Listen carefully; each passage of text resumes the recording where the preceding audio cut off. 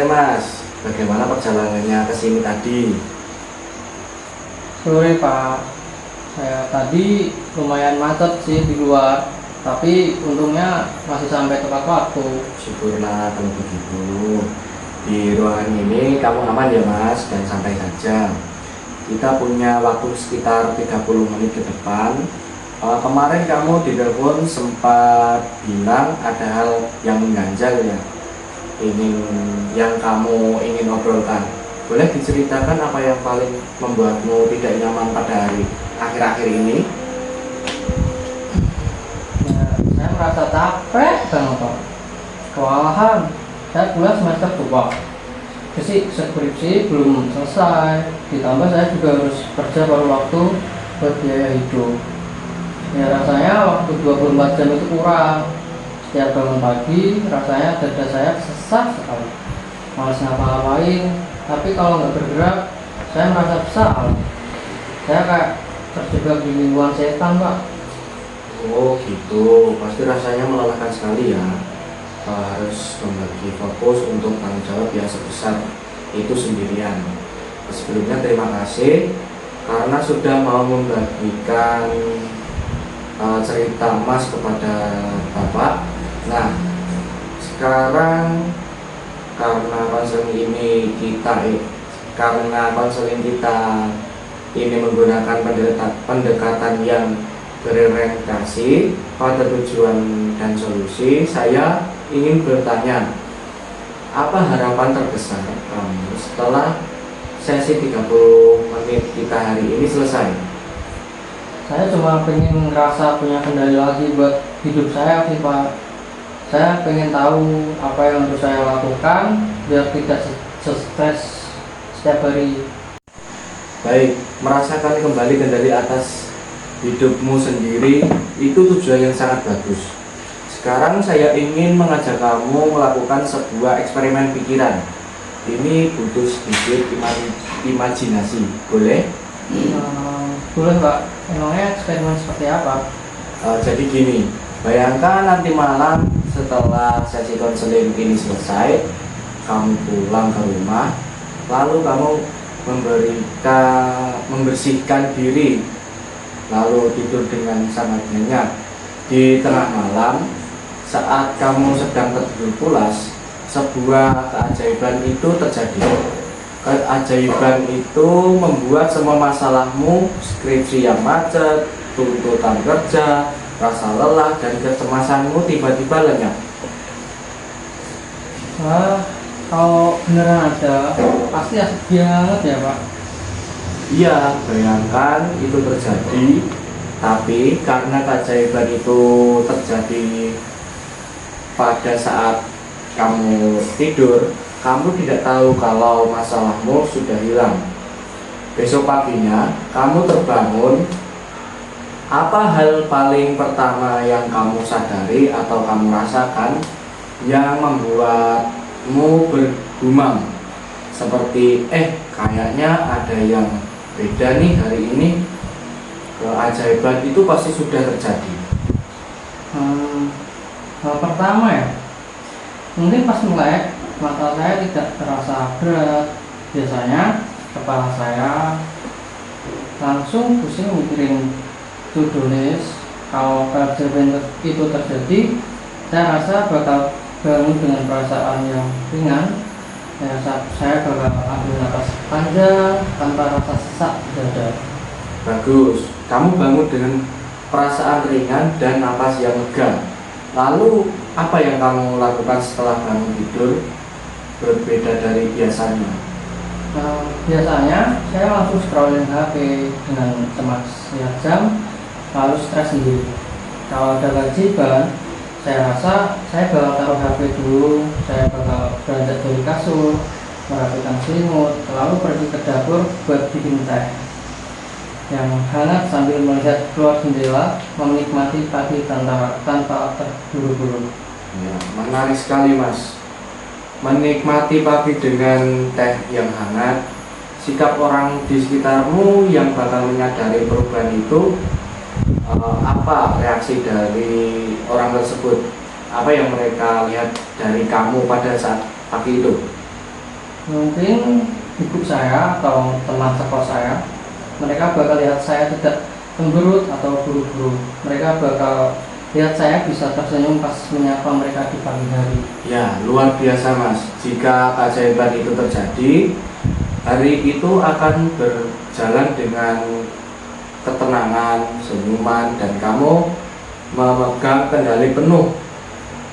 Banyak, bayangkan itu terasa nyata, Mas. Ya Pak, rasanya tenang sekali kalau bisa kayak gitu.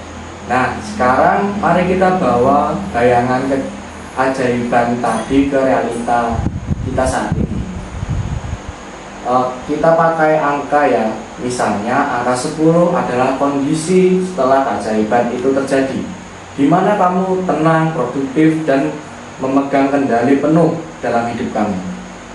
Dan angka 1 adalah titik paling terpuruk kamu, saat kamu merasa benar-benar hancur dan ingin menyerah. Jika melihat kondisi dalam seminggu terakhir ini, kamu berada di angka berapa? Sepertinya saya berada di angka 4 sih Pak. Wah, angka 4 ya. Terima kasih atas penilaian jujur dari kami. Tapi tahu tidak, angka 4 itu sebenarnya angka yang cukup besar loh. Masa sih Pak? Kan belum setengahnya dari 10. Iya, coba pikirkan, kenapa kamu menilai diri kamu angka 4 dan bukan di angka 1 atau 2? Apa yang membuat kamu berhasil bertahan di angka 4 meskipun situasinya seberat itu? Mungkin karena sekacau-kacaunya saya tidak pernah bolos kerja. Saya tahu tanggung jawab saya, dan untuk skripsi, meskipun bimbingan macet, saya masih sempat membaca jurnal 1 minggu sekali. Saya tidak benar-benar lepas tangan. Tepat sekali. Itu membuktikan bahwa kamu adalah orang yang bertanggung jawab dan punya daya juang yang kuat. Kamu tidak menyerah. Nah, kita tidak perlu langsung melompat ke angka 10 karena itu sangat terlalu jauh. Apa satu hal kecil yang bisa kamu lakukan minggu ini agar angka 4 itu bisa menjadi angka 5? Angka 5 ya? Apa ya Pak? Mungkin kalau di pagi hari saya mau meniru bagian dari keajaiban tadi. Saya tidak akan langsung buka HP selama 10 menit pertama setelah bangun. Saya mau mencoba minum air putih dulu dan ambil nafas sedalam-dalamnya. Wah, langkah kecil yang sangat konkret ya. Menolak membuka HP di 10 menit pertama untuk memberikan ruang tenang bagi pikiranmu. Apakah itu suatu yang realistis untuk kamu lakukan pada besok hari? Iya Pak, saya pasti sangat bisa melakukan itu. Bagus sekali. Sekarang mari kita lihat ke belakang. Masalah stres dan burnout ini akan terasa mendominasi hidupmu. Tapi, apakah ada waktu-waktu tertentu dalam 2 minggu terakhir ini di mana masalah itu tidak terjadi atau setidaknya rasa sedikit lebih ringan gitu? Hampir tiap hari stres sih Pak. Tapi, oh ya, hari Kamis minggu lalu, Apa yang terjadi pada hari Kamis minggu lalu? hari itu saya ada jadwal bimbingan yang harusnya bikin stres. Tapi sorenya, saya sengaja mampir ke perpustakaan kota yang sepi, bukan ke kafe yang bising. Di sana saya pakai headphone, dengerin musik instrumental, dan anehnya saya bisa ngetik skripsi sampai 2 halaman tanpa merasa cemas. Wah, hebat. Kamu hari Kamis minggu lalu, kamu bisa menulis sampai 2 halaman. Mari kita bedah, apa yang membuat hari Kamis itu berbeda dari hari-hari stres lainnya? Apa yang kamu lakukan sehingga suasana fokus itu bisa tercipta? Pertama, tepatnya sepi. Kedua, saya sengaja mengaktifkan mode silent di HP, jadi tidak ada chat kerjaan atau grup masuk selama 2 jam itu. dan saya juga sebelumnya sudah makan. Luar biasa. Sadar atau tidak, kamu sebenarnya sudah punya formula suksesmu sendiri. Kamu tahu kalau kamu butuh tempat yang sepi, mode silent, dan kondisi perut terisi untuk mengendalikan kontrol kamu sendiri.